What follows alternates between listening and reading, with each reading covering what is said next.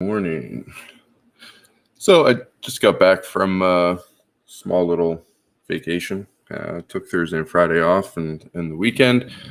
Um, you know, Obviously I didn't see how the market traded on those days, but coming into it last night, um, you know, quite a negative sell-off in the overnight session for sure. Now, how believable will this session be? Time will tell.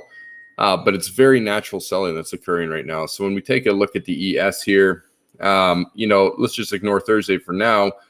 Friday, nice breakdown, rallied back into our 44.48 level, where it found another seller, and then the selling continued. So a very natural sell, afternoon rally, sell in the afternoon, similar to what we've kind of had in the Globex session, right? Early in Globex, they sell it, you get that relief rally, and then they really pound on it come the London session. So where I'm at right now, it's a pretty significant gap. We're looking at almost a 50-point gap to the downside, depending on where we open. Downside gaps have not held very well, even these large ones, which really keeps me on my toes. But where the ES is right now, it's kind of in no man's zone. My next major area of reference is the 48.52 level. If we get into there, that's an area I want to monitor for the potential of a buyer to step in. Or if we are to sweep that level, the possibility to sell that level as 25 to 29 area becomes the target, which is this level down here, this blue level. So that's my downside look at it. As far as any kind of rally goes, that 42.90 area is kind of what I would be watching for any kind of early rally to see how we respond in there. These little lines here, I'm not super interested in. They're areas that I'll definitely monitor as they've worked prior.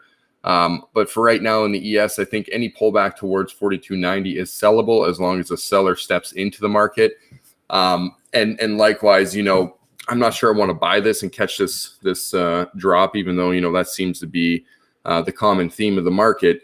I think it's relatively probably safer to look for the sells as long as the market comes to 42.90. If it doesn't come to 42.90, I'll probably just sit on my hands today in the ES, just because, this always attracts in new sellers. It always attracts Momo selling into the market, and they just consistently get hammered on. And not every day is going to set up perfectly for your strategy or your plan. If this comes into my plan, if it does, let's say open, rally to 42.90, a seller steps in, absorbs, and I can jump on the sell side, by all means, I'll take that shot.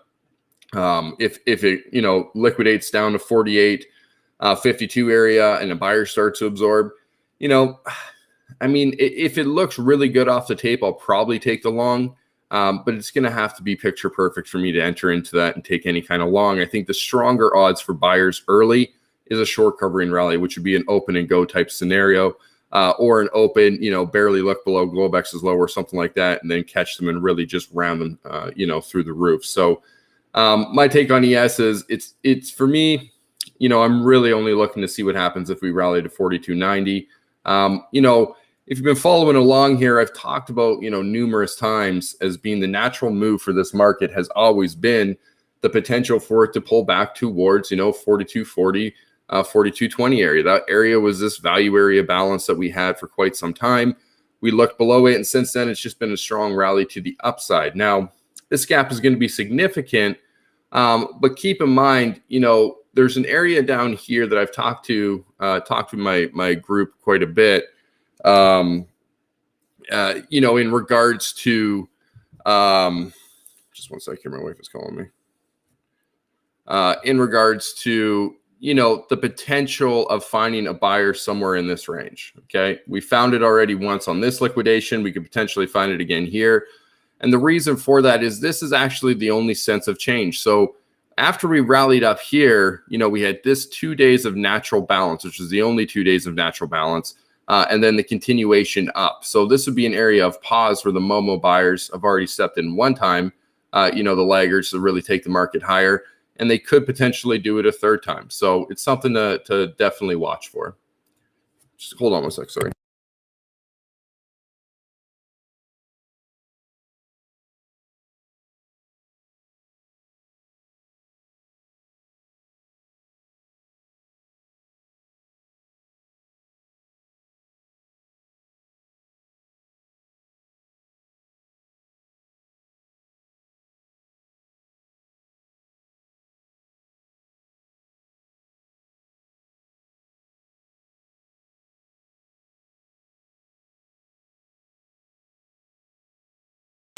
Sorry, wife had an emergency. She doesn't call back to back. Yeah, unless she has a problem.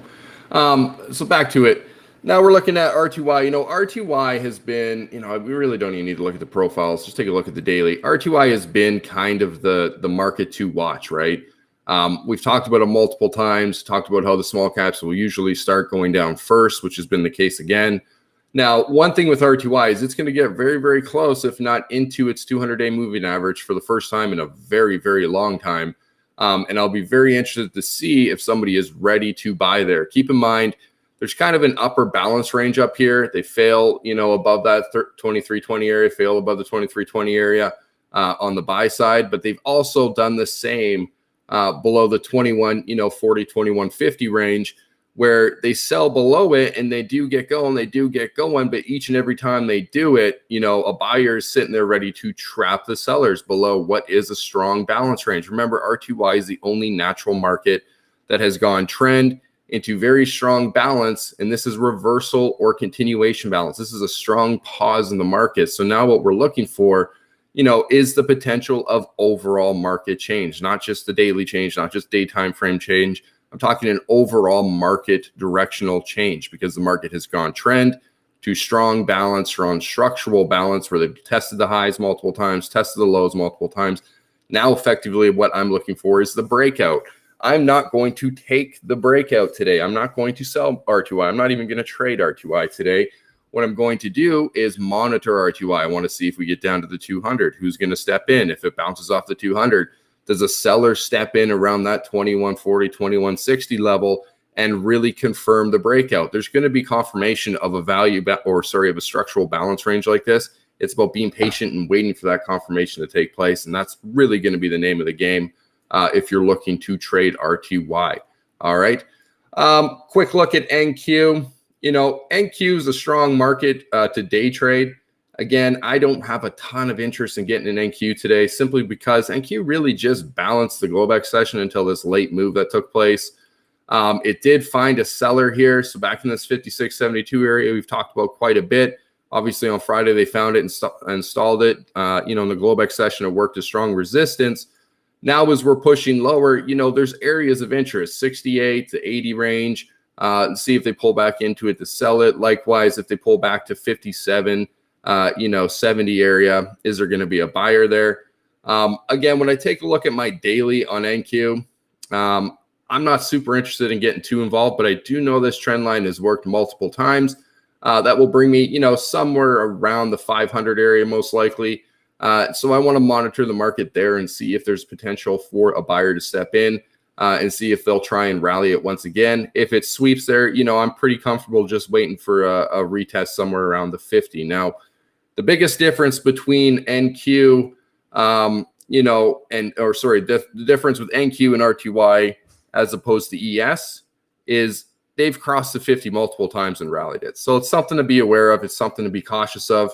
Like I said, coming in today, there's a single trade I'm really looking for, and that's on ES. The other markets I'll observe. With that being said, hopefully this is helpful, and I will see you guys again tomorrow.